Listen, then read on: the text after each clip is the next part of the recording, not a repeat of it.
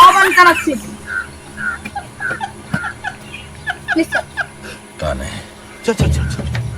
আসসালামু আলাইকুম সম্মানিত মুরগি জনতা, আপনারা সবাই কেমন আছেন? আপনাদের এলাকায় যত বাস দিতে যা কিছু লাগে সব আমি দেব।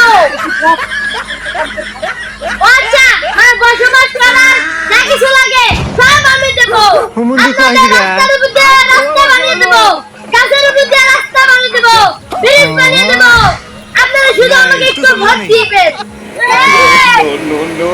আপনারা যদি এখানে আমাকে নির্বাচনে জিতিয়ে দেন, আপনাদের গ্রামে আমি বাস দিয়ে দেব।